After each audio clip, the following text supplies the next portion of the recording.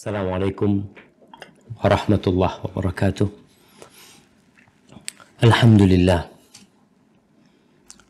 Wassalatu wassalamu ala rasulillah wa ala alihi wa ashabihi wa man wala, amma ba'd.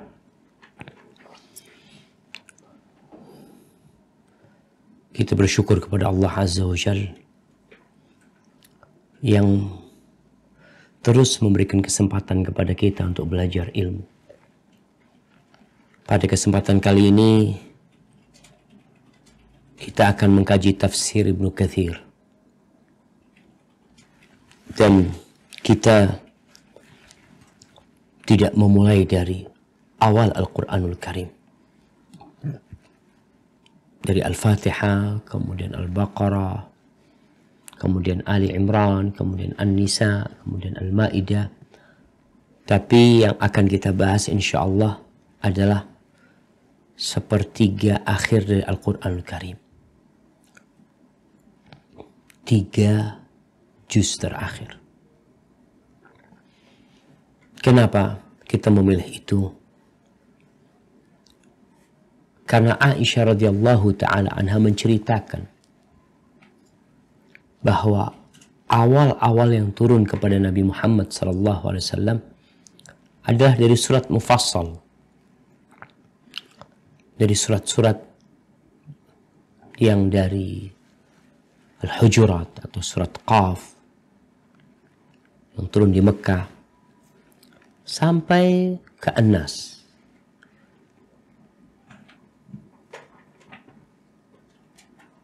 Yang menjadi penekanan di awal dakwah Nabi alaihi salatu wassalam adalah menanamkan keimanan. Menanamkan keyakinan kepada Allah Azza wa Jal, Rabbus samawati wal ard, dan kepada hari akhir yang memotivasi hamba untuk beramal. Setelah iman para sahabat itu kokoh di dalam hati, baru setelah itu Aisyah radhiyallahu ta'ala anha menceritakan turun ayat-ayat yang berkaitan dengan hukum-hukum. Larangan khamr, larangan berzina. Ketika ayat-ayat itu turun, kondisi umat Islam hatinya sudah siap menerima. Sehingga nggak berat lagi mereka untuk mengamalkan. Maka kita memilih sepertiga akhir ini demi untuk mengkaji tauhid, bukan hukum, tentang akidah. Itu yang menjadi pertimbangan kita. Kemudian kita akan mulai dari Ad-Duha sampai ke An-Nas insyaAllah. Baru setelah itu kita akan mulai dari Amma Yatasalu sampai sebelum Ad-Duha. Kenapa kita milih Ad-Duha sebagai awal kajian kita? Ad-Duha sampai akhir ini dikenal dengan Qisarul Mufassal, sebagai surat-surat Mufassal yang pendek. Ini yang dianjurkan dibaca pada waktu salat maghrib. Dan kebanyakan umat Islam itu menghafal surat-surat pendek ini. Maka dalam rangka memberikan kontribusi kepada kita dan kepada umat yang mereka hafal surat-surat pendek ini, bagaimana mereka bisa memahami arti apa yang mereka baca. Kemudian paling tidak mereka bisa lebih menghayati dan lebih khusyuk ketika sholat. Maka kita akan mulai dari surat Ad-Duha ini. Baik. Mungkin di pertanyaan ketiga, kenapa kita memilih tafsir Ibnu Katsir? Kenapa kita tidak memilih tafsir-tafsir yang lainnya? Sejatinya banyak tafsir-tafsir yang ditulis oleh ulama-ulama saat ini, seperti tafsir Sa'di rahimahullahu ta'ala, yang tafsir itu cukup baik. harapannya kita bisa melihat bagaimana ulama terdahulu menulis tafsir bil ma'thur. Di mana Ibnu Katsir dalam kitab tafsirnya ini berusaha untuk menafsirkan Al-Quran dengan Al-Quranul Karim. Ibnu Katsir akan menyebutkan ayat-ayat yang mirip dengan ayat yang sedang dibahas. Sehingga itu akan membuat kita semakin mudah memahami makna ayat tersebut. Yang kedua, beliau akan berusaha untuk mentafsirkan Al-Quranul Karim dengan hadis-hadis Nabi Muhammad SAW. Karena apa? Karena Nabi SAW yang lebih faham dengan Al-Quranul Karim. Baik beliau menyebutkan tentang sebab turunnya ayat tersebut, atau beliau menjelaskan bagaimana Nabi SAW menjelaskan tentang makna ayat tersebut.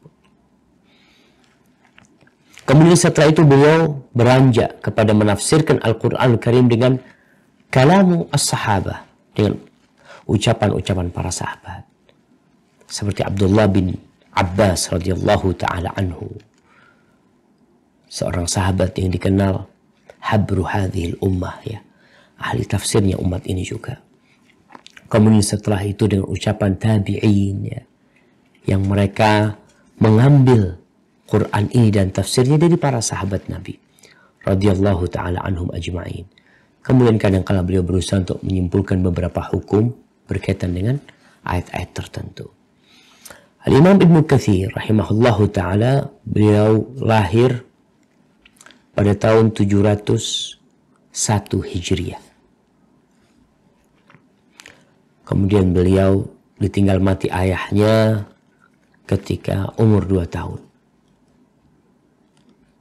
Ini pelajaran penting juga, bahwasanya kepergian ayah yang menjadikan anak itu yatim tidak boleh mematahkan semangat anak-anak yatim. Seakan-akan mereka berpandangan tidak mungkin sukses anak yang tumbuh besar sebagai anak yatim. Sejarah sudah membuktikan bahwa Nabi kita Muhammad SAW beliau yatim. Kemudian ulama-ulama, dan nanti akan ada kaitannya dengan surat Ad-Duha yang akan kita kaji. Beliau berguru kepada Ibn Taimiyah rahimahullah ta'ala. Yang pertama kepada kakaknya terlebih dahulu. Setelah itu pindah ke Damaskus. Belajar kepada Imam Zahabi, kepada Ibnu Qayyim al-Jauziyah, Jamaluddin al-Mizzi, dan ulama-ulama yang lainnya.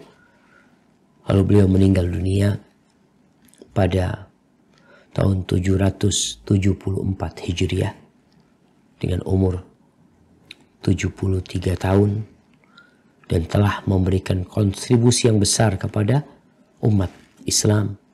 Di antaranya adalah tafsir Ibnu Katsir yang kita akan mengkajinya sebagai salah satu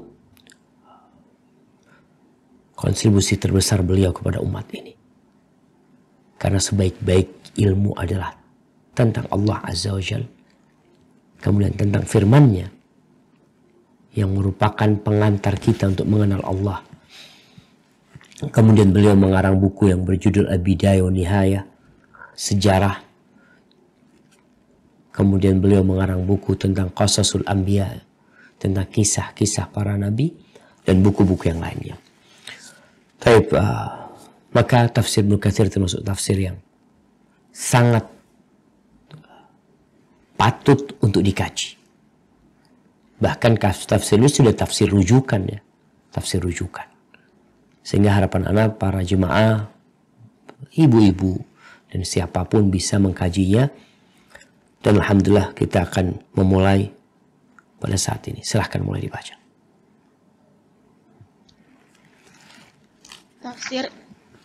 Tafsir Ibnu Katsir jilid 10, penyusun Dr. Abdullah bin Muhammad al-Syaikh hafizahullah. Siapa penyusunnya? Dr. Abdullah bin Muhammad al-Syaikh hafizahullah. Sebenarnya penyusunnya itu adalah jamaah. Nah, ini buku bukan tafsir Ibnu Katsir. Judul aslinya Lubabut Tafsir min Ibni Katsir. Artinya intisari tafsir Ibnu Katsir. Sehingga buku ini adalah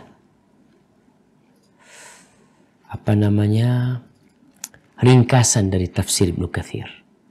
Nah, silahkan. Artinya memang ada banyak hadis-hadis yang terkadang Ibnu Katsir menyebutkan 10 hadis dalam satu bab, dalam satu permasalahan. Syekh Abdullah bin Muhammad Al-Syekh beliau berusaha untuk memilih yang paling kuat dalam bab tersebut, sehingga ini akan memperingan kita ketika membahasnya. Nah, silahkan dibaca. Surah Ad-Duha surat ke-39 11 ayat. Ad-Duha, waktu matahari sepenggalah naik. Surah Makkiyah. Bismillahirrahmanirrahim. Dengan menyebut nama Allah yang Maha Pemurah lagi Maha Penyayang. Wad-duha wal laili idza saja ma wadda'aka rabbuka wa ma qala walal akhiratu khairul laka minal ula wala sawfa yu'tika rabbuka fatarda alam yajidka yatiman fa'awa wa wajadaka dhallan fahada wa wajadaka 'ailan fa'aghna fa ammal yatima fala taqhar wa ammas sa'ila fala tanhar wa amma bi ni'mati rabbika fahaddits. Demi waktu matahari sepenggalah naik. Quran surah 93 ayat pertama. Dan demi malam apabila telah sunyi. Quran surah 93 ayat kedua. Rabbmu tidak meninggalkanmu dan tiada pula benci kepadamu. Quran surah 93 ayat ketiga. Mungkin nggak usah dibaca Quran, dibaca artinya aja tanpa menyebutkan, karena ini sudah surat Ad-Duha, jadi cukup dibaca artinya langsung. Dan sesungguhnya akhir itu lebih baik bagimu dari permulaan. Dan kelak pasti Rabbmu memberikan karunia-Nya kepadamu. Lalu hati kamu menjadi puas. Bukankah Dia mendapatimu sebagai seorang yatim, lalu Dia melindungimu? Dan Dia mendapatimu sebagai seorang yang bingung, lalu Dia memberikan petunjuk. Dan Dia mendapatimu sebagai seorang yang kekurangan, lalu Dia memberikan kecukupan. Adapun terhadap anak yatim, maka janganlah kamu berlaku sewenang-wenang.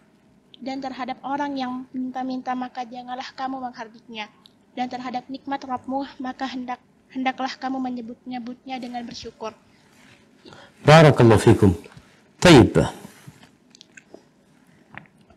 Ada sebuah pembahasan penting yang oleh Syekh tidak disebutkan dalam ringkasan ini, karena dia beranggapan hal itu tidak sahih.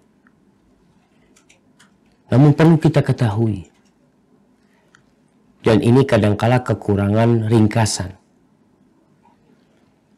Maka harapan ana, kalau kita bisa mendapatkan kitab aslinya yang terjemahan, mungkin akan sangat membantu kita untuk mengkaji tafsir Ibnu Katsir ini. Taib. Ana akan bacakan dari tafsir Ibnu Katsir apa yang tidak disebutkan oleh Syekh di sini, karena hal itu dilakukan di masyarakat kita. Rawaina min tariq Abil Hasan Ahmad ibn Muhammad ibn Abdullah ibn Abi Bazzah al-Muqri. Ini Ibnu Katsir menyebutkan, kami meriwayatkan dari jalan Abil Hasan al-Bizzi al-Muqri, yang dia adalah tokoh yang menjadi sandaran orang-orang yang membaca Al-Quranul Karim. Dia membacakan Al-Quran. Al-Bizzi ini berkata, qara'tu ala Ikrimah ibn Sulaiman. Aku membacakan Al-Quran kepada Ikrimah bin Sulaiman. Wa akhbarani annahu qara'. Dia ngasih tahu aku kalau dia membaca Al-Quran kepada Ismail bin Qustantin. Wa Shibil bin Abbad. Dan Shibil bin Abbad. Falamma balaghtu. Ketika aku sampai, ini ceritanya Ikrimah bin Sulaiman. Ketika aku sampai kepada firman Allah, wadduha. Aku membaca, jadi setoran hafalan. Ini kita setelah hafal menyetorkan hafalan tersebut kepada guru kita. Kata Ikrimah, ketika aku sampai kepada wadduha, qala li kabbir hatta takhtima ma'a khatimati kulli surah. Kata dua gurunya ini, Ismail bin Qustantin dan Shibil bin Abbad, dia mengatakan bertakbirlah engkau setiap menutup satu surat. Dari Ad-Duha sampai An-Nas. Jadi setelah baca Ad-Duha,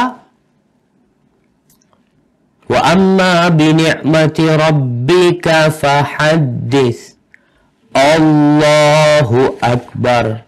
Kemudian alam nashrah, bismillahirrahmanirrahim, alam nashrah laka sadrak. Kemudian ketika sampai kepada firman Allah Azza wa Jal, wa ila rabbika farghab, Allahu Akbar. Kita mungkin dengar biasanya orang-orang ketika baca di kampung ya, mereka setelah wadduha itu, setelah menutup surat Ad-Duha, dia akan ditutup dengan takbir. Ternyata ada riwayatnya. Kemudian falamma balaghtu wadduha, kedua orang itu mengatakan kabir, engkau bertakbir setiap selesai menutup surat setelah Ad-Duha itu, pokoknya dengan takbir. Kata kedua orang ini, yakni Ismail bin Qustantin dan Shibil bin Abbad, fa inna qara'na ala Ibn Katsir. Kita membacakan ini kepada Ibnu Katsir, qari dari kalangan tabi'in atau tabi'ut tabi'in. Aku membaca kepada Ibnu Katsir. Dan Ibnu Katsir menyuruh kami membaca hal itu. Ini bukan Ibnu Katsir pengarang tafsir ya. Bukan. Ibnu Katsir al-Qari. Termasuk dari qira'at as-sab'a. Salah satunya adalah Ibnu Katsir. Fa'amarana bidzalik. Dia menyuruh kita melakukan itu. Bertakbir setiap menyelesaikan satu surat. Dari wadduha. Wa akhbarana annahu qara'a ala Mujahid. Dan dia ngasih tahu kami kalau dia membaca itu kepada Mujahid. Ini tabi'in, muridnya Ibnu Abbas. Dan dia menyuruhnya dengan itu. Wa akhbarahu Mujahid annahu qara'a ala Ibn Abbas. Dan dia mengatakan kalau Ibnu Abbas menyuruh melakukan itu. Dan Ibnu Abbas bercerita bahwa Ibnu Abbas membaca Al-Quran ini, menyetorkan Al-Quran ini kepada Ubay bin Ka'ab. Dan Ubay melakukan hal itu. Dan Ubay mengatakan bahwa dia membaca atau menyetorkan Al-Quran ini kepada Rasulullah SAW. Dan Rasulullah menyuruh dia melakukan hal itu. Jadi di antara para qurra, memang Ibnu Katsir yang setiap selesai membaca surat pendek setelah Ad-Duha itu bertakbir. Kata Ibnu Katsir, fahadihi sunnatun. Ini adalah sunnah tafarrada biha Abul Hasan al-Bazzi. Tapi sunnah ini hanya dilakukan oleh Abul Hasan al-Bazzi min waladil Qasim ibn Abi Bazza. Wa kana imaman fil qira'at. Dia adalah imam dalam urusan qira'at. Fa'amma fil hadith faqad da'afahu Abu Hatim Ar-Razi. Tapi posisi dia dalam urusan hadith, maka dia dhaif. Dalam urusan hadith. Sekarang dia menyebutkan tentang hadith. Tentang hadith yang bersambung kepada Nabi SAW. Maka itu yang perlu diperhatikan. Apakah membaca takbir setiap selesai baca surat pendek ketika orang menyetorkan hafalannya. Atau dia membaca Al-Quranul Karim. Dia bertakbir atau tidak. Kemudian Ibnu Katsir mengatakan, "Lakin hakka Syekh Shihabuddin Abu Syama fi syarh Syatibiyyah 'an Syafi'i annahu sami'a rajulan yukabbiru hadha at-takbir fi as-salah, faqala lahu ahsanta wa asabta sunnah wa hadha yaqtadi sihhat al-hadith." Tapi katanya ada riwayat bahwa Imam Syafi'i melihat ada seorang yang ketika sholat bertakbir setiap selesai membaca surat pendek itu setelah Ad-Duha, dan dikatakan bahwa engkau telah mengerjakan sunnah, dan itu menunjukkan kalau hadis ini adalah sahih. Tapi sejatinya yang sahih hadis itu dhaif. Kemudian Ibnu Katsir mengatakan, "Tsumma ikhtalafa al-qurra fi mawdi' ahad at-takbir wa kayfiyatihi." Kemudian para pembaca Al-Quran, para qari itu beda pendapat Di mana letak takbir ini? Dan bagaimana modelnya? Qala ba'duhum yukabbir min akhir surah wal laili idza yaghsha. Ada yang mengatakan bertakbir setelah wal laili idza yaghsha, di akhir surat. Sebagian mengatakan dari akhir duha. Adapun bagaimana bentuk takbirnya, yaqulu Allahu Akbar, cukup. Dan di antara mereka ada yang mengatakan Allahu Akbar, la ilaha illallah, huwallahu akbar. Ini yang disebutkan Imam Ibnu Katsir. Jadi kalau kita membaca Al-Lubab, ringkasannya, kita tidak akan mendapatkan penjelasan Ibnu Katsir ini. Sehingga kita akan merasa aneh ketika melihat saudara kita yang mereka baca Al-Quran, setelah baca Qul huwallahu ahad, Allahu samad, lam yalid wa lam yulad, wa lam yakul lahu kufuwan ahad, Allahu akbar, bismillahirrahmanirrahim, Qul a'udhu birabbil falaq, min syarri ma khalaq, wa min syarri ghasiqin idha waqab, wa min syarri naffathati fil uqad, wa min syarri hasidin idha hasad, Allahu akbar, bismillahirrahmanirrahim. Seperti itu ya. Dan memang kemudian ya, kalau bicara hadisnya, secara hukum hadisnya dhaif. Dan para ulama lebih banyak yang mendhaifkan hadis ini, sehingga kita lebih baik tidak mengamalkannya. Kalaupun ada orang yang mengamalkan, ya mungkin kita bisa sharing dengan dia, dengan meminta dia untuk mengkaji kembali hadis-hadis tentang hal itu. Walaupun kalau lihat penjelasan Ibnu Katsir, seakan-akan beliau ya mengatakan nggak apa-apa diamalkan hal ini. Walaupun beliau mentaifkan hadis, tapi yang jelas lebih baik ditinggalkan. Maka ya di sini pentahqiq kitab ini mengatakan wasawab, dan yang benar, anna hadza mimma lam yasih fi syai'un an Nabi sallallahu alaihi wasallam. Yang benar, nggak ada hadis yang sahih dari Nabi SAW, dan tidak pula dari sahabatnya radhiyallahu anhum, wa ma ruya fiha mimma la taqum bil hujjah. Adapun riwayat-riwayat nggak bisa dijadikan hujjah seperti itu, maka lebih baik kita meninggalkannya sampai kita bisa memastikan hadisnya sahih, baru kita amalkan. Baik, ini berkaitan dengan masalah ini. Sekali lagi, ini penting buat kita sebagai bekal kita ketika, apalagi di sekolahan balansia, ada anak-anak yang sudah hafal Al-Quran Karim. Mungkin dia kalau ketemu sama teman-teman yang hafal Quran Karim, mereka saling setoran. Kemudian mungkin dia dari pesantren yang mengamalkan apa yang disebutkan Ibnu Katsir tadi, dia akan merasa aneh. Kenapa engkau setelah wadduha Allahu Akbar, al-insyirah Allahu Akbar? Karena mereka ada sandarannya, tapi sandarannya dhaif. Maka lebih baik ditinggalkan. Baik, barakallahu fikum. Silakan dilanjutkan.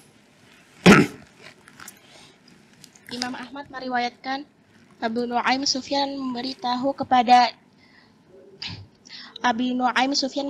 kami dari Al-Aswad bin Qais. Dia bercerita, aku pernah mendengar Jundub menuturkan Nabi Shallallahu Alaihi Wasallam pernah menderita sakit sehingga beliau tidak bangun 1 atau 2 malam.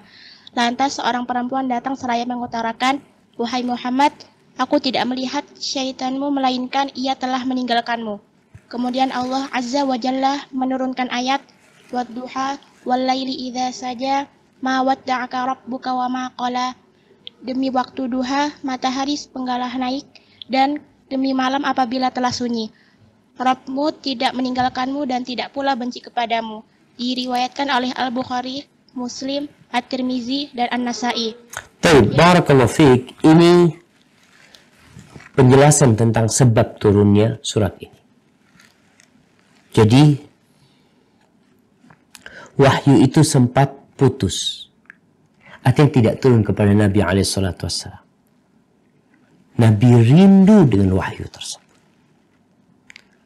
Akhirnya ada omongan-omongan yang tidak nyaman, yang seakan-akan menyudutkan Rasulullah Sallallahu Alaihi Wasallam, bahwasanya Allah sudah meninggalkan Nabi Muhammad Sallallahu Alaihi Wasallam.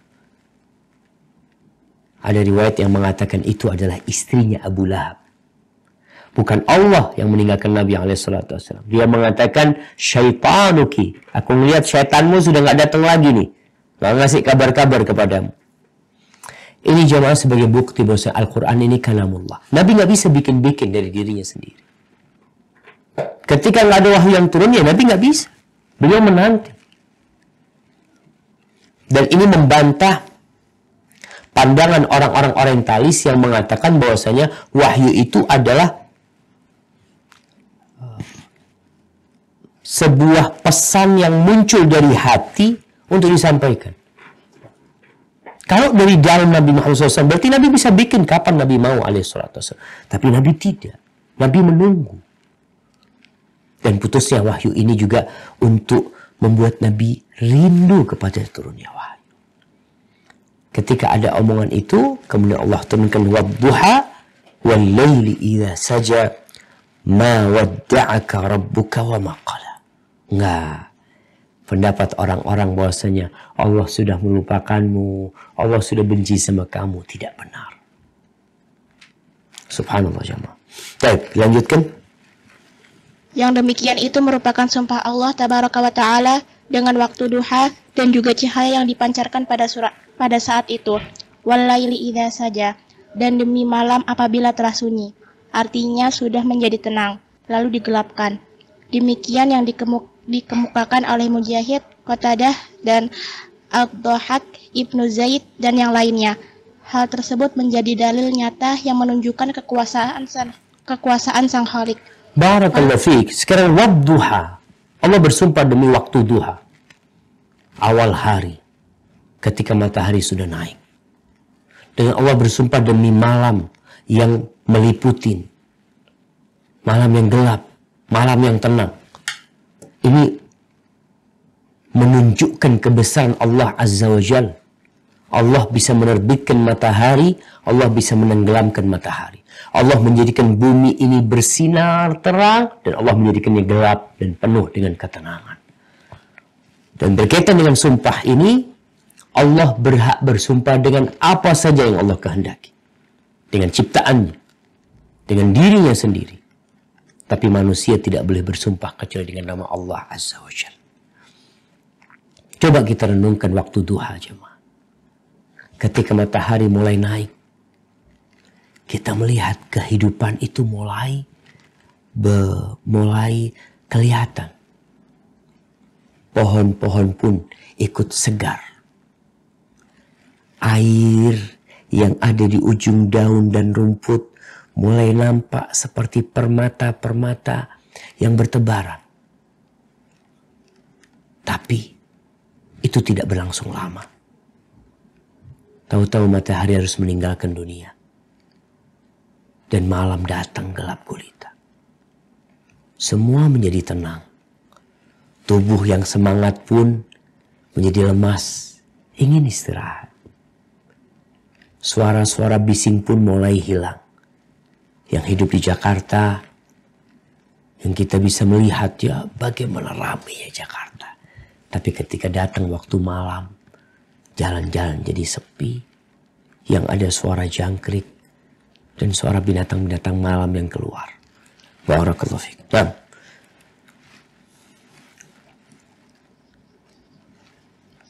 lalu firman Allah, Ma wadda'aka rabbuk, Rabbmu tidak meninggalkanmu, yakni tidak membiarkanmu. Wa ma qala, dan tidak pula benci kepadamu, yakni membencimu.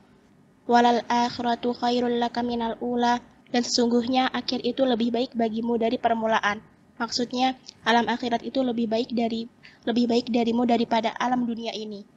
Maka itu Rasulullah Shallallahu Alaihi Wasallam sebagai orang yang paling zuhud di dunia ini, sekaligus manusia yang paling bijaksana menyikapinya, dan itu sangat dikenal di dalam sirah perjalanan hidup beliau.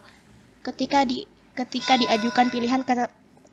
diajukan pilihan kepada beliau Shallallahu Alaihi Wasallam di akhir hayatnya, antara tetap hidup di dunia ini sampai berakhir dan kemudian masuk ke surga atau menghadap Allah Jalla wa'ala.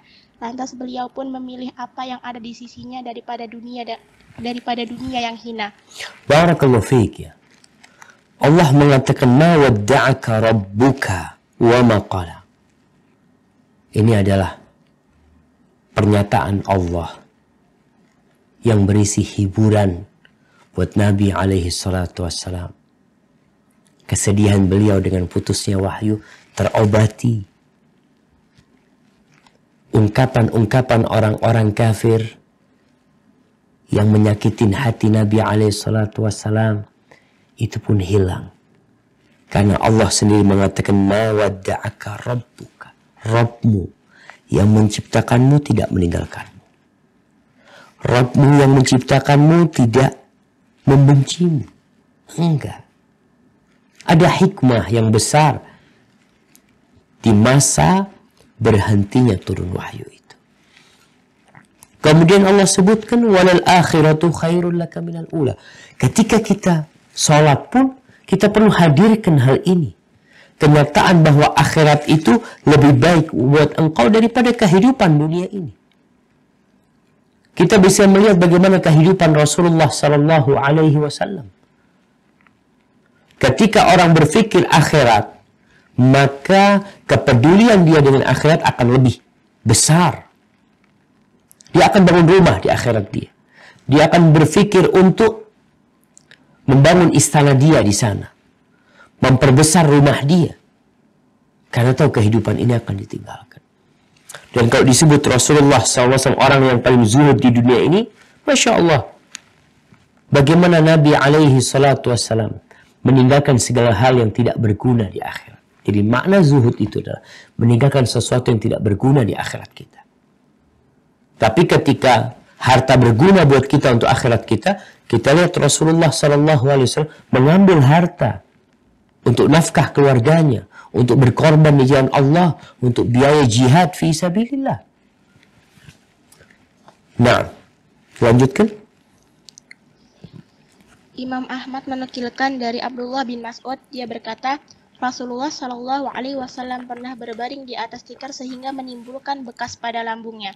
Pada waktu beliau terbangun, aku mengusap lambung beliau dan aku katakan, wahai Rasulullah, perkenankanlah kami untuk membentangkan sesuatu di atas tikar tersebut untukmu. Namun Rasulullah Shallallahu Alaihi Wasallam bersabda, Mali walid dunya innama mathali wa mathalud dunya karakibin dhalla tahta syajaratin thumma raha wa tarakaha. Aku tidak mempunyai kepentingan atas dunia ini. Perumpamaanku dengan dunia ini tidak lain hanyalah seperti orang yang sedang naik kendaraan kemudian berteduh di bawah sebatang pohon, kemudian pergi dan meninggalkannya. Diriwayatkan oleh At-Tirmizi dan Ibnu Majah. At-Tirmizi mengatakan hasan sahih. Allahu Akbar. Nah, kita lihat bagaimana kehidupan Rasul sallallahu alaihi wasallam. Beliau tidur di atas tikar yang akhirnya tikar itu membekas bukan di lambungnya jemaah. Ya mungkin terjemahan Jambi itu, tapi bagian pinggir Nabi Muhammad sallallahu alaihi wasallam. Beliau kalau tidur, kalau rebahan, beliau ke arah kanan sallallahu alaihi wasallam. Jadi bagian sampingnya ini mau tidak mau akan bergaris-garis bekas dari tikar tersebut. Jadi mungkin pada lambungnya kurang tepat. Apa mungkin bahasa Indonesianya? Sisi kanan. Apa? Sisi kanan. Kurang keras. Sisi kanan apa rusuk ya? Sisi kanan. Sisi kanan. Sisi kanan. Ya sisi pokoknya sisi. Sisi tubuh gitu loh. Dan memang dalam bahasa jam itu bisa disebut orang yang kena jam, penyakit jam itu penyakit lambung gitu loh. Tapi ini bagian samping tubuh Nabi Muhammad SAW itu membekas. Kemudian di sini disebutkan fa'athar falamma istayqata ja'altu amsah jambahu. Pada waktu beliau bangun, aku mengusap lambung beliau. Jadi bukan lambungnya yang diusap jemaah. Jadi bagian pinggiran Nabi SAW dari tubuhnya itu diusap oleh Abdullah bin Mas'ud radhiyallahu taala anhu.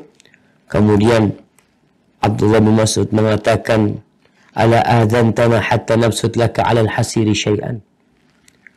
Beliau mengatakan, gimana ya Rasul kalau kita bentangkan sesuatu lah di atas tikar tersebut agar tidurnya lebih enak ya, lebih nyaman. Tapi apa kata Nabi SAW? Mali walid dunya. Aku tidak punya kepentingan atas dunia ini. Apa urusanku sama dunia ini? Mali walid dunya. Apa urusanku sama dunia ini? Beliau ingin memberikan pelajaran kepada kita semua agar tidak terlalu terbebani dengan urusan dunia ini. Kenapa? Kita cuma sebentar di sini. Maka beliau buat permisalan. Innama mathalu yawmid dunya karakibin dhalla tahta syajaratin. Aku ini seperti seorang yang dalam perjalanan sedang naik kendaraannya, kemudian berteduh di bawah sebatang pohon, istirahat sebentar, kemudian pergi dan meninggalkan. Pernah melihat orang dalam perjalanan, kemudian dia berteduh di pohon dalam waktu yang lama? Nggak ada. Sekarang mungkin bisa kita contohkan buat teman-teman kita yang dari Jakarta ke Bandung. Dia akan berhenti di rest area. Pertanyaannya, berapa lama dia berhenti di rest area? Ibu, 2 hari? Tidak. 3 hari? Gak ada. Paling lama berapa kira-kira? Setengah jam, 1 jam. 1 jam, 2 jam. Mungkin dia mau sholat, mungkin dia lapar makan. Setelah itu pergi. Seperti itu permisalannya. Dunia ini hanya rest area. Maka Nabi SAW mengatakan, ada apa kita sibuk-sibuk di sana? Nggak ada orang di rest area yang bangun rumah. Pernah ngeliat orang di rest area, Masya Allah dia bangun rumah ya. Antum mau ngapain di sini kata dia? Anda mau tinggal di sini? Nggak ada.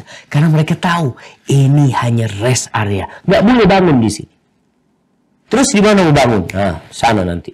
Sampai ke Bandung, silahkan bangun villa di sana. Bangun rumah di sana. Tempat istirahat di sana. Jadi Nabi SAW memberikan gambaran kepada kita. Dulu naik kendaraan, naik onta. Sekarang naik mobil. Berangkat ke Bandung. Berhenti di rest area. Lanjutkan perjalanan. Rest area itulah umur dunia kita kira-kira. Nggak lama. Lalu kenapa kita terlalu peduli dengan dunia kita. Lupa dengan tempat tujuan kita. Nah, tafadhali. Lanjutkan. Firman Allah Jalla Jalaluh, "Wala saufa yu'tika rabbuka fatarda." Dan kelak pasti Rabbmu memberikan karunia-Nya kepadamu, lalu hati kamu menjadi puas.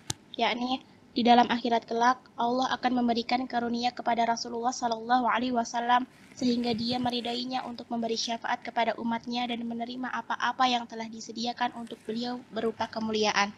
Imam Abu Amr Al-Auza'i menukilkan dari Ali bin Abdullah bin Abbas dari ayahnya, dia mengutarakan pernah diperlihatkan kepada Rasulullah Shallallahu Alaihi Wasallam sesuatu yang telah dibukakan gudang penyimpanan barang berharga untuk umatnya sepeninggal beliau. Maka beliau sangat gembira dengan hal tersebut. Lalu turunlah ayat, "Fala saufa yu'tika rabbuka fatarda." Dan kelak pasti Rabbmu memberikan karunia-Nya kepadamu, lalu hati kamu menjadi puas. Lantas Allah memberi beliau di surga 1 juta istana. Di setiap istana ada istri-istri dan juga pelayan. Demikian yang diriwayatkan oleh Ibnu Jarir dan Ibnu Abi Hatim dari jalan atau jalur periwayatannya. Sanadnya sahih kepada Ibnu Abbas. Perumpamaan ini diungkapkan sebagai penghentian asud. Barakallahu fikum.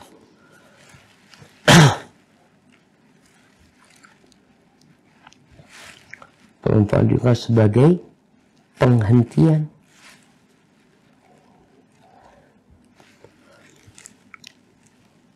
Allah Azza wa Jalla mengatakan kepada Nabi, wala sawfa yu'tika rabbuka fatarda.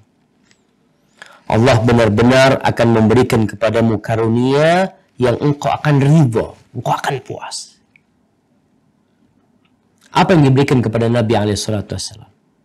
Keridhaan buat dirinya sendiri. Keridhaan buat dirinya dalam urusan umatnya. Di mana Allah Azza wa Jalla pernah mengirim malaikat Jibril untuk berjumpa dengan Nabi SAW ketika Nabi menangis karena kepikiran dengan umatnya. Maka Jibril mengatakan bahwa Allah berfirman, "Saufa nurdika fi ummatika." Kami akan bikin engkau ridha dalam urusan umatku. Allah memberikan kepada Nabi SAW syafaat buat umatnya. Allah memberikan telaga buat Nabi SAW. Allah memberikan kautsar buat Nabi SAW. Kemudian di sini disebutkan bahwasanya Allah akan memberikan kepada Nabi SAW alfi qasrin, 1000 kali 1000 istana. Di setiap istana itu ada istri dan pelayan-pelayan. 1.000.000 jemaah. Apa artinya kehidupan dunia ini? Kita tuh kalau kasih dua pilihan. Nih, Anda kasih rumah. Anda kasih rumah dengan segala isinya sama mobil. Ini rumah di Jakarta adanya di Menteng. Luasnya 1000 meter. Kemudian 2 lantai. Ada kolam renangnya. Ada mobil 3. Ada istrinya di sana. Semuanya sudah siap. Terus dikasih tahu. Tapi ada tempat lain yang lebih bagus dari ini. Di situ engkau punya 1000 rumah. 1000 istri. 1000 pelayan. Semua engkau akan dapatkan. Dan engkau akan hidup selama-lamanya di sana. Sedangkan di Menteng situ, engkau cuma 70 tahun hidup. Orang yang berakal sehat akan mengatakan, aku nggak perlu sama yang ini. Aku perlu sama yang itu. Oleh karena itu jemaah, seorang yang beriman dengan hari akhir, dia akan datang kajian. Padahal dia tahu datang kajian, capek, duduk capek, dengerin capek, keluar duit, keluar biaya, tapi dia punya iman bahwa Allah akan memberikan kepada kita balasan yang kelak kita akan ridho dengannya.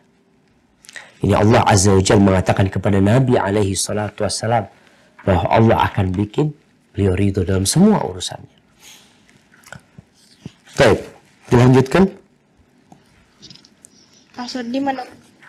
Asudi menukilkan dari Ibnu Abbas, di antara bentuk kepuasan Muhammad Sallallahu Alaihi Wasallam ialah tidak adanya seorang pun dari keluarganya yang masuk neraka. Dinukilkan oleh Ibnu Jarir dan Ibnu Abi Hatim, Al Hasan mengungkapkan yang dimaksud di sini adalah syafaat. Demikianlah yang dikemukakan oleh Abu Ja'far Al-Bakri. Nah, kita tahu berkaitan dengan syafaat ini, Rasulullah SAW akan memberikan syafaat al-uzma kepada seluruh umat. Kemudian ada syafaat khusus buat Nabi SAW, di mana Nabi bisa memberikan syafaat kepada pamannya, Abu Talib. Dia tetap di neraka. Dia tetap di neraka, tapi di neraka yang paling dangkal. Yang paling dangkal, yang hanya sampai mata kakinya, tapi otaknya mendidih. Itu adab neraka. Itu khusus buat Abu Talib. Kemudian buat keluarganya, tentu Nabi SAW akan memberikan syafaat kepada keluarganya dengan 2 catatan. Izin Allah dan keridhaan Allah kepada orang yang memberikan syafaat. Artinya itu diberikan kepada Nabi Sallallahu Alaihi Wasallam. Bukan berarti kemudian keluarga Nabi Alaihi Wasallam yang merasa keturunan Rasulullah SAW, kemudian dia berbuat semau dia melakukan apa saja dengan keyakinan, oh aku pasti masuk surga. Syafaat Allah berikan kepada Nabi SAW dengan 2 syarat, yaitu izin dan keridhaan Allah Azza wa Jalla. Nah, dilanjutkan. Kemudian sambil menghitung nikmat-nikmatnya yang diberikan kepada hamba sekaligus Rasulnya Muhammad Sallallahu Alaihi Wasallam, Allah Tabaraka wa Ta'ala berfirman, Alam yajidka yatiman fa'awa Bukankah dia mendapatimu sebagai seorang yatim, lalu dia melindungimu? Itu karena ayah beliau wafat ketika masih dalam kandungan ibunya. Ada juga yang menyebutkan sesudah beliau lahir, ibunya Aminah binti Wahab pun wafat. Ketika usia beliau 6 tahun, ketika usia beliau 6 tahun, lantas beliau diasuh kakeknya, Abdul Muthalib, sampai kakeknya meninggal saat usia beliau 8 tahun. Lalu beliau diasuh pamannya Abu Talib. Abu Talib terus mendukung meninggikan derajatnya dan menghormatinya, serta menghentikan segala bentuk gangguan dari kaumnya atas beliau sesudah Allah mengangkat beliau menjadi seorang rasul di awal umur 40 tahun. Sedangkan Abu Talib tetap memeluk agama kaumnya, yaitu menyembah berhala. Semua itu terjadi atas takdir dan pengaturan Allah yang baik. Sampai akhirnya Abu Talib meninggal dunia sesaat sebelum beliau hijrah. Barakallahu fikum. Di sini kemudian Allah maksudnya menghitung nikmat-nikmat yang diberikan itu, mengingatkan Nabi SAW. Orang tuh kadang-kadang lupa dengan nikmat yang diberikan. Banyak atau kebiasaan manusia mengingat musibah dan lupa dengan nikmat. Seakan-akan hidupnya sakit terus. Baru sakit 3 pekan, ceritanya kemana-mana. Engkau sehat 7 tahun, 10 tahun, bahkan 40 tahun dikasih sehat. Baru dikasih penyakit beberapa hari, lupa dengan nikmat 40 tahun. Maka kita perlu mengingat nikmat-nikmat yang Allah berikan. Allah pun mengingatkan Nabi SAW dengan nikmat-nikmat yang diberikan. Allah mengatakan, alam yajidka yatiman fa'awa. Bukankah dia mendapatimu sebagai seorang yatim, lalu dia melindungimu, merawatmu, menjagamu. Meninggal ketika di perut ibunya, ayahnya meninggal ketika Nabi di perut ibundanya. Kemudian dirawat sama ibunya, ibunya meninggal pula. Kemudian apa Nabi SAW hidup terlantar? Tidak. Dirawat oleh kakeknya. Kakeknya meninggal umur 8 tahun. Apakah Nabi terlantar? Tidak. Nabi dirawat, dibesarkan, dijaga oleh pamannya. Sampai ketika Nabi SAW dewasa, menjadi Nabi di umur 40 tahun, pamannya tetap melindungi Nabi SAW. Itu perlindungan dari Allah Azza wa Jalla. Allah yang menguji Abu Talib dikasih cinta kepada keponakannya, walaupun beda agama. Itu perlindungan dari Allah Azza wa Jalla. Maka ini juga tadi kita sebutkan, anak-anak yang yatim, jangan berkecil hati. Jangan berpikir engkau tidak bisa menjadi orang besar. Engkau punya Allah Azza wa Jal. Sebagaimana orang yang punya orang tua punya Allah Azza wa Jal. Memiliki 2 orang tua yang lengkap tidak menjadi jaminan dia akan menjadi orang yang berhasil dalam kehidupan ini. Sebagaimana anak yang yatim pun bisa berhasil dalam kehidupan ini. Ibnu Katsir umur 2 tahun ditinggal mati oleh ayahnya. Tapi beliau bisa memberikan kontribusi yang saat ini kita bisa mengambil manfaat darinya. Kita dilanjutkan. Orang-orang bodoh dari kaum kafir Quraisy pun semakin berani, sehingga Allah memilihkan hijrah untuk beliau dari tengah mereka ke negeri Ansar, dari suku Aus dan Khazraj, Madinah. Sebagaimana Allah telah memberlakukan sunnahnya dengan penuh kesempurnaan dan kelengkapan. Setelah itu beliau sampai di Madinah. Mereka memberi perlindungan dan juga pertolongan serta pengawalan. Mereka pun ikut berperang bersamanya. Maka mudah-mudahan Allah meridhai mereka semua. Inilah bentuk penjagaan, perlindungan dan pertolongannya.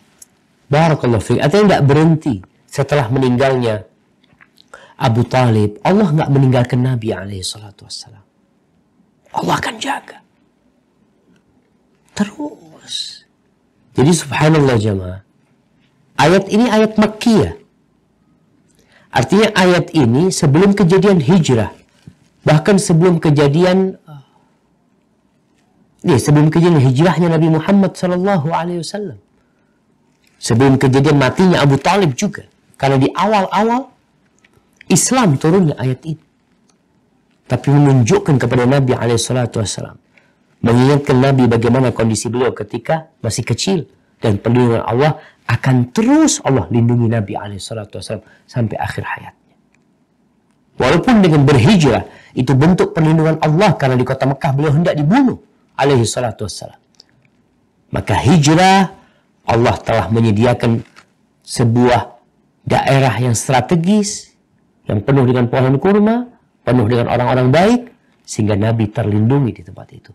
Itu pun Allah yang melindunginya. Di sini tauhid hamba jemaah semakin kuat ketika dia menyandarkan segalanya kepada pencipta langit dan bumi. Bukan kepada sebabnya, tapi kepada pencipta sebab itu. Nah, tafadhali. Ayatu wajadaka dhallan fahada, dan dia mendapatimu sebagai seorang yang bingung, lalu dia memberikan petunjuk. Ini seperti firman-Nya, "Fakadzalika auhayna ilaika ruham min amrina ma kuntu tadri mal kitabu walal iman walakin ja'alnahu nuran nahdi bihi man nasya'u min ibadina." Dan demikianlah kami wahyukan kepadamu wahyu Al-Quran dengan perintah kami. Sebelumnya kamu tidaklah mengetahui apakah Alkitab, Al-Quran, dan tidak pula mengetahui apakah iman itu. Tetapi kami menjadikan Al-Quran itu cahaya yang kami tunjuki dengannya siapa yang kami kehendaki di antara hamba-hamba kami.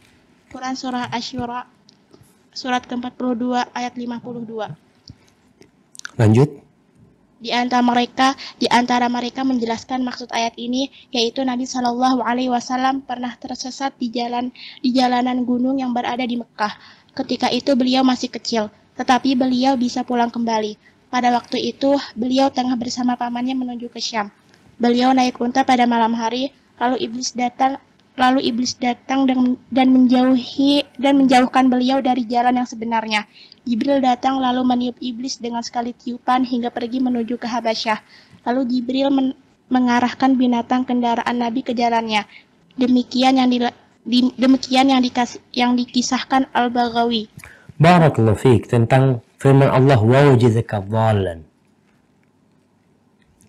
Allah mendapatimu dhal, tersesat atau bingung. Kemudian Allah berikan petunjuk. Ada 3 pendapat di sini. Yang pertama, bahwasanya yang dimaksud Nabi dhal, bingung di sini, beliau tersesat, artinya belum dapat wahyu dari Allah Azza wa Jalla. Belum turun Al-Qur'anul Karim. Tapi setelah dapat Al-Qur'anul Karim, di sini Nabi jadi tahu mana Al-Qur'an yang sebelumnya beliau tidak tahu. Beliau jadi tahu mana iman, mana tauhid. Itu makna dhal yang pertama. Mana yang kedua disebutkan di sini, bahwa di antara mereka menjelaskan maksud ayat ini, Nabi pernah tersesat di jalanan gunung yang berada di Mekah ketika beliau masih kecil, tetapi beliau bisa pulang kembali. Yang ketiga, ini mungkin perlu ditambahkan. Pada waktu itu ada yang mengatakan ini makna dhal yang ketiga. Pada waktu itu Nabi sedang bersama pamannya menuju ke Syam, yang kemudian beliau naik onta pada malam hari, lalu iblis datang dan menjauhkan beliau dari rombongan, dari jalan yang sebenarnya, tapi kemudian Allah mengutus Jibril dan mengembalikannya kepada jalan yang benar tersebut. Ini makna dhalan. 3 makna dhal. Jadi yang pertama, awalnya beliau tidak tahu Al-Quranul Karim, tidak tahu tentang keimanan, lalu Allah berikan petunjuk Al-Quranul Karim.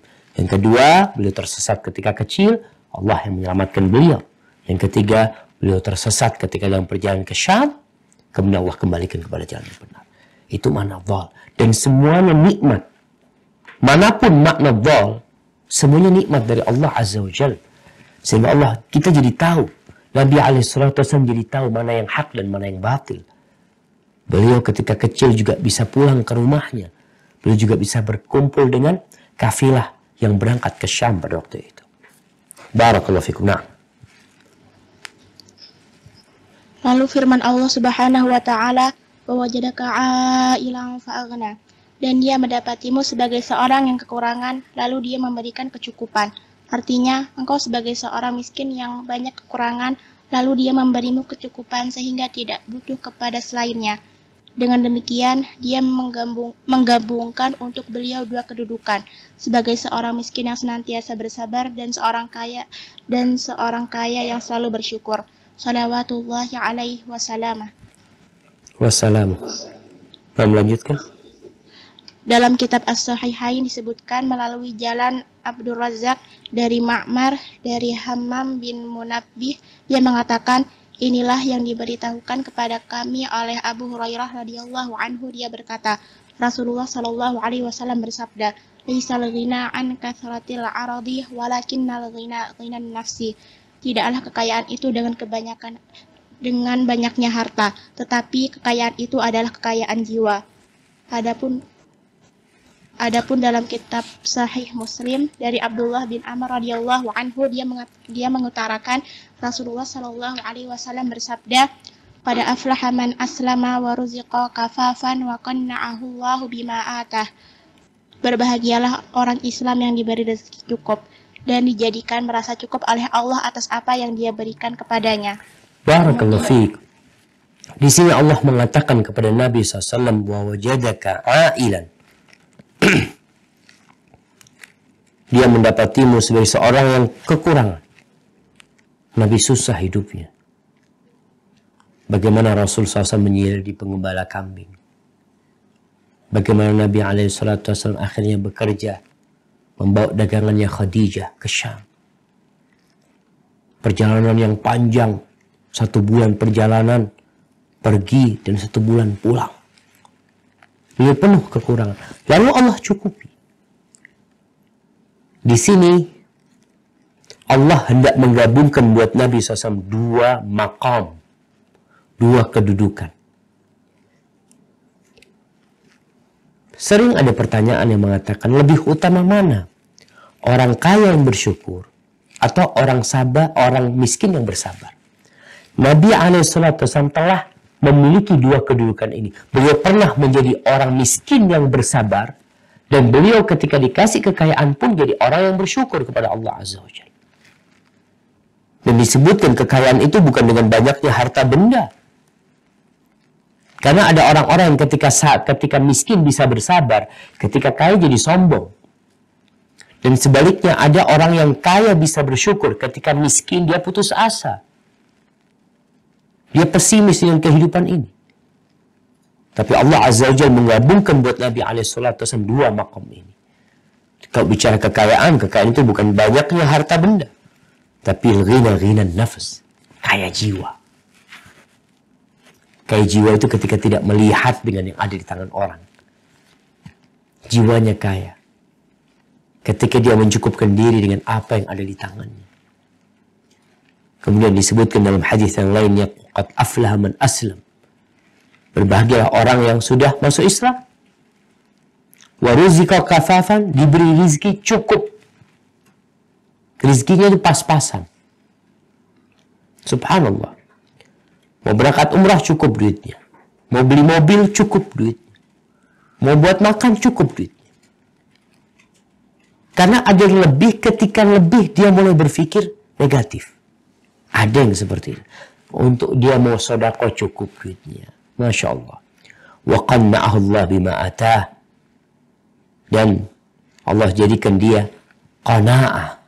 Puas dengan apa yang Allah berikan kepadanya. Makanya kata Nabi SAW, irda bima qasamallahu lak takun aghnan nas. Ridalah engkau dengan apa yang Allah berikan kepadamu, engkau akan jadi orang paling kaya. Ridha.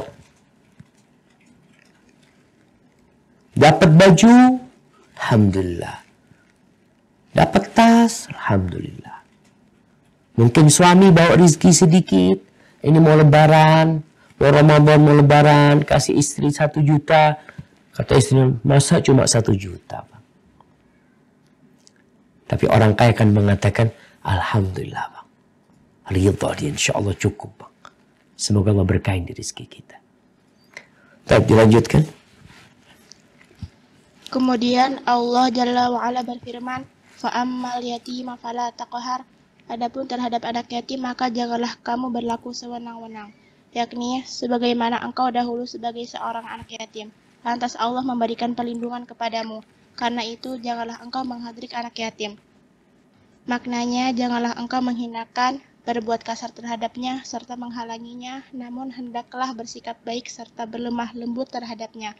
Qatadah berkata, jadilah kamu dalam pandangan anak yatim seperti halnya seorang anak yang penuh kasih sayang. Nah, Ini ada yang salah di terjemahannya jemaah. Yang terakhir, jadilah kamu dalam pandangan anak yatim seperti halnya seorang anak yang sahih seorang ayah.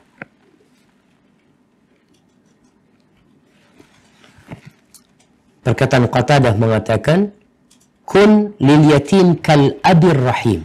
Jadilah buat anak yatim dalam pandangan dia seperti seperti ayah yang penuh kasih sayang.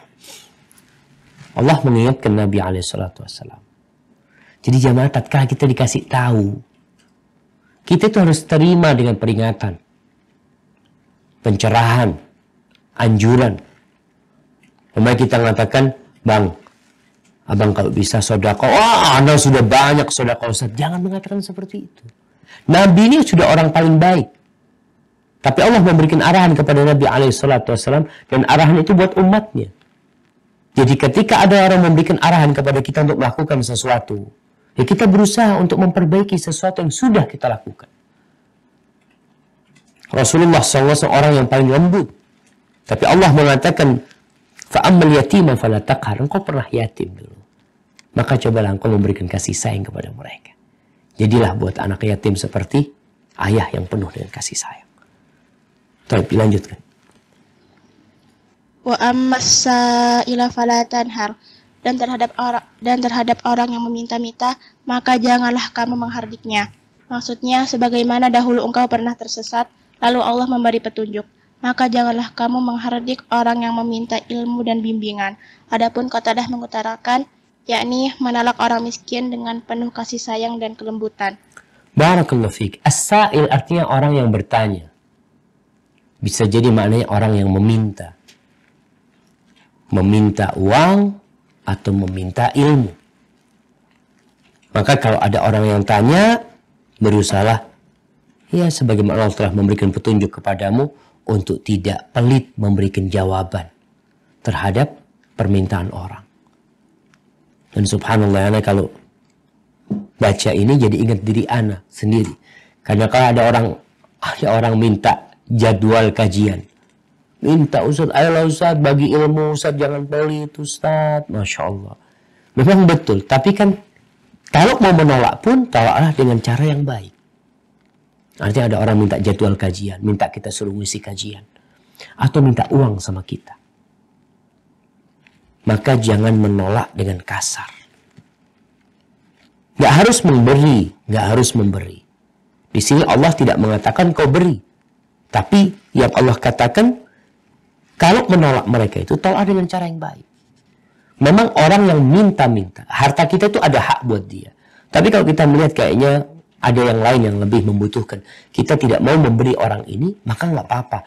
Tapi jangan menghinakan dia, jangan menghardik dia, jangan dengan ucapan yang kasar. Tapi ucapkan afwan ya.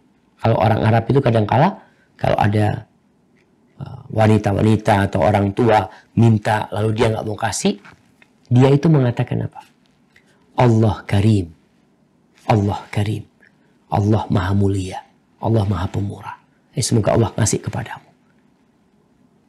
Dia nggak ngomong sana tidak. Dia mengatakan Allah Karim, Allah Karim sambil ditinggal orang itu. Baik, ayat yang terakhir. Firman-Nya tabaraka wa ta'ala, wa amma bi ni'mati rabbika fahaddits. Dan terhadap nikmat Rabbmu, maka hendaklah kamu menyebut-nyebutnya dengan bersyukur. Maknanya ialah sebagaimana dahulu engkau seorang yang miskin lagi kekurangan, kemudian Allah membuatmu kaya, maka sebut-sebutlah nikmatnya yang telah dianugerahkan kepadamu. Dan di dalam kitab As-Sahihain dari Anas bahwa kaum Muhajirin pernah menegaskan, wahai Rasulullah, kaum Ansar telah membawa pergi semua pahala. Beliau menjawab, tidak, selama kalian mendoakan kebaikan untuk mereka dan pujian yang kalian berikan kepada mereka. Barakallahu fikum. Jadi berkaitan dengan nikmat yang Allah berikan ini jamaah, hendaklah kita menceritakannya. Jadi kalau curhat itu sekali-kali curhat nikmat, bukan curhat duka. Kita selalu yang kita ceritakan itu luka, duka, nelangsa, segala kesulitan yang kita hadapi. Padahal kita diperintahkan untuk menceritakan nikmat yang Allah berikan kepada kita. Dengan cara apa? Dengan dua hal. Dengan lisan kita atau dengan tubuh kita. Dengan bahasa, ya, Allah Subhanahu wa taala itu ingin atau suka nikmat Allah itu nampak dari diri hamba. Ibnu Katsir menyebutkan banyak hadis yang berkaitan dengan nikmat ini. Di antaranya yang tidak disebutkan oleh Syekh di sini, hadis yang disahihkan oleh Syekh Al-Albani rahimahullahu taala, bahwa Nabi alaihissalatu wasallam mengatakan, "Man lam yashkurul qalil, lam yashkurul katsir." Orang yang tidak bersyukur dengan yang sedikit, maka dikasih banyak pun nggak syukur. Dikasih sedikit nggak bersyukur, banyak nggak bersyukur. Artinya memang orang ini bukan orang yang pandai bersyukur. Jangan dipikir, oh karena sedikit nggak bersyukur, kalau banyak nggak syukur juga tuh orang. Wa man lam yashkurin nas lam yashkurillah. Orang yang tidak bersyukur kepada manusia, nggak berterima kasih kepada manusia, maka dia tidak bersyukur kepada Allah Azza wa Jalla. Wa tahadduts bi ni'matillahi syukrun. Dan menceritakan nikmat yang Allah berikan itu sebagai bentuk syukur. Wa tarkuha kufr. Dan meninggalkannya, artinya tidak menceritakan, menutup-nutupi, seakan-akan kita susah hidupnya, seakan-akan nggak punya apa-apa, seakan-akan miskin, sampai orang kesian sama kita. Itu termasuk kufur kita dengan nikmat yang Allah berikan kepada kita. Seharusnya paling tidak orang lihat, ada fulan senang hidupnya, bahagia hidupnya dia, ada nikmat dia. Alhamdulillah. Dari mana kau tahu? Lihat dia, alhamdulillah. Mobilnya bagus, ya, motornya bagus, bajunya bagus. Dari situ kita bisa melihat termasuk bentuk syukur kepada Allah Azza wa Jalla. Kemudian, ya, di sini hadis yang disebutkan oleh Imam Bukhari dan Muslim tentang kaum muhajirin, ya, yang mereka berbuat baik kepada orang-orang Ansar yang berbuat baik kepada muhajirin. Orang muhajirin takut pahalanya dibawa semua sama orang-orang Ansar. Kata Nabi SAW, la, selama kalian mendoakan kebaikan untuk mereka dan pujian yang kalian berikan kepada mereka, itu menjadi balasan buat mereka. Maka ahibati fillah, berkaitan dengan tahadduts bin ni'mah ini, menceritakan nikmat yang Allah berikan, kadangkala ada orang yang hasud sama kita, hasad sama kita. Maka kita harus hati-hati. Kita tidak perlu ceritakan nikmat aku punya ini punya itu, nggak perlu. Tapi kita perlu berbagi sama orang itu, supaya orang itu merasakan nikmat yang Allah berikan kepada kita. Hadza wallahu a'lam bishawab, ya. Itu yang bisa kita kaji pada kesempatan kali ini. Alhamdulillah kita sudah menyelesaikan surat Ad-Duha. Insyaallah kita lanjutkan pada pertemuan yang akan datang di surat Alam-Nashrah. Kalau mungkin ada pertanyaan, bisa 5 menit, Ana mohon maaf untuk izin, ya, untuk tidak sampai selesai di waktunya. Kalau ada pertanyaan silahkan. Assalamualaikum Ustaz. Assalamualaikum Ustaz. Waalaikumsalam warahmatullah. Ustaz, insya Allah untuk kita yang dewasa yang ini insya Allah memahami rasa bersyukur itu insya Allah semua Allah mudahlah gitu ya Ustaz, ya, bisa insya Allah. Tetapi bagaimana minta nasihatnya Ustaz untuk anak-anak Ustaz, untuk anak didik kita Ustaz, bagaimana menimbulkan rasa syukur kepada mereka Ustaz, karena mungkin masih mengarah yang namanya nikmat itu selalu identik dengan berupa nilai uang gitu Ustaz, atau minta nasihatnya Ustaz. Nah, barakallahu fiik. Iya. Sebenarnya kalau bicara memandang nikmat itu hanya uang, itu bukan hanya anak-anak, orang dewasa pun seperti itu. Apa yang harus dilakukan demi mendidik diri kita supaya mensyukuri nikmat yang Allah berikan? Rasulullah SAW sudah mengajarkan kepada kita. Apa kata Nabi alaihi salatu wasallam? Unduru ila man huwa asfala minkum. Lihatlah kepada yang di bawah kalian. Maka perlu sekali-kali anak didik kita itu kita bawa ke tempat daerah-daerah yang miskin. Kita bawa ke tempat orang-orang yang cacat, yang sakit. Bawa ke sana. Jadi mungkin ada program dari Markas Balansia, ada kunjungan. Kunjungan ke rumah anak yatim, umpamanya. Kunjungan ke rumah sakit.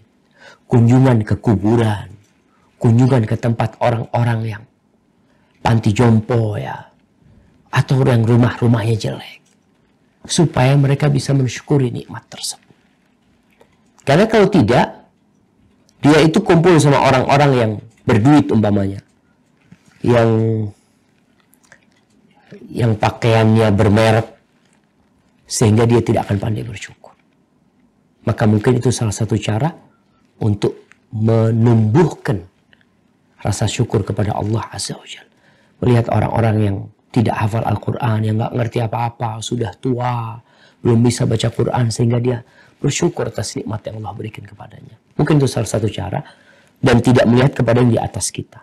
Kalau dibawa ke tempat rekreasi yang bagus-bagus, melewatin rumah yang indah-indah, ya akhirnya dia nggak akan belajar bersyukur. Karena dia melihat yang lebih daripada diri dia. Tapi kalau melihat yang kurang dari dia, insya Allah akan menyebabkan dia mengatakan Alhamdulillahirabbil alamin. Barakallahu fikum. Ustadz, ayat Al-Quran ini kan ada asbabun nuzul ya, kayak surat Ad-Duha ini kepada Nabi gitu ya. Tapi gimana kalau misalnya kayak ada kesamaan ke dalam kejadian kehidupan kita, Ustadz, misalnya kita juga mungkin dulu yatim, terus tersesat di atas hidayah, terus jadi cara umum ayat Al-Quran itu kita tadaburi, kita cermin ke diri kita gitu, Ustadz. Bagaimana, Ustadz? Barakallahu fikum. Nah, artinya Quran ini semuanya hudan linnas, petunjuk buat umat manusia. Jadi ketika membaca ayat ini ya, kita melihat kehidupan kita sama. Ana juga tersesat dulunya, ana nggak tahu apa-apa, ana dulu miskin, sekarang alhamdulillah hidupnya nyaman gitu loh. Jadi apa yang kita baca, kita berusaha untuk mengambil pelajaran, karena perjalanan hidup Nabi SAW sejatinya pelajaran buat kita. Ada kemiripan di sana, di peristiwa-peristiwa yang dihadapi Nabi SAW, sehingga kita pun bisa mengambil pelajarannya. Bagaimana kita bersikap. Karena Nabi SAW pernah mengalami hal itu. Para sahabat pernah mengalami hal itu. Jadi kalau kita lihat ayat-ayat yang baru saja kita baca, yang sebab nuzulnya memang buat Nabi SAW. Tapi di situ ada pelajaran buat kita sejatinya. Tentang nikmat-nikmat yang Allah berikan. Contohnya tentang bagaimana kita menghadapi orang yatim, anak yatim, menghadapi peminta-minta, menghadapi nikmat yang Allah berikan kepada kita. Jadi kondisi yang dialami Nabi SAW, Anda rasa semua orang pernah mengalaminya, walaupun tidak semua kondisi tersebut. Seperti yatim. Oke, mungkin nggak semuanya yatim. Tapi kalau perlindungan yang Allah berikan kepada kita, na'am. Allah melindungi kita. Allah memberikan perlindungan kepada keluarga kita. Jadi, walaupun sebab nuzulnya ini khusus buat Nabi SAW, artinya berkaitan dengan Nabi SAW, tapi pelajarannya untuk semua umat manusia, dan kita termasuk di dalamnya. Sehingga itu akan mendorong kita untuk mensyukuri nikmat yang Allah berikan, dan untuk lebih baik lagi dalam bergaul dengan manusia. Barakallahu fikum. Nah, Titipan pertanyaan, Ustadz. siap.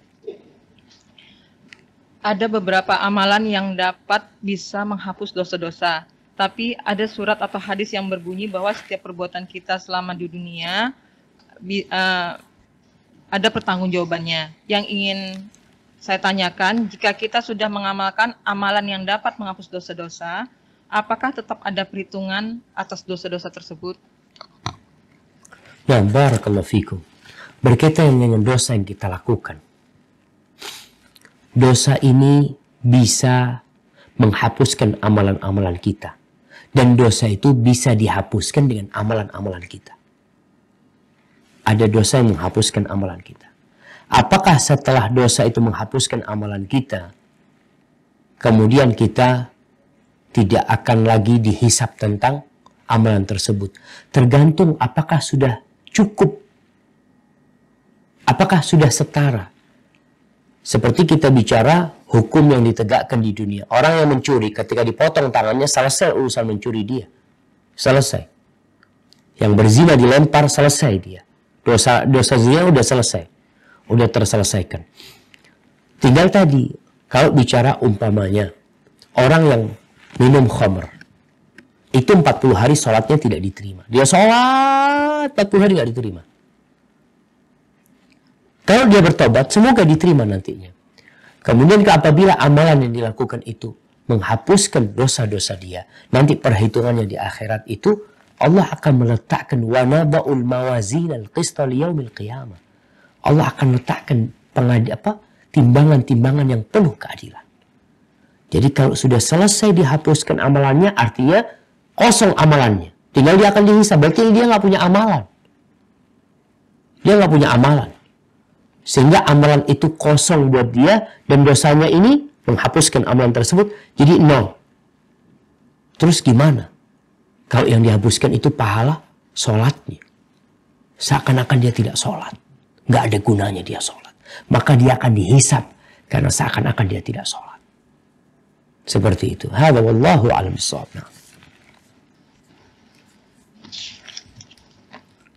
Ada titipan pertanyaan lagi, Ustaz. Baik, terakhir nih. Iya. Ustadz, Afan, ana merasa sedang futur. Doakan kami, Ustadz, agar selalu istiqomah. Amin.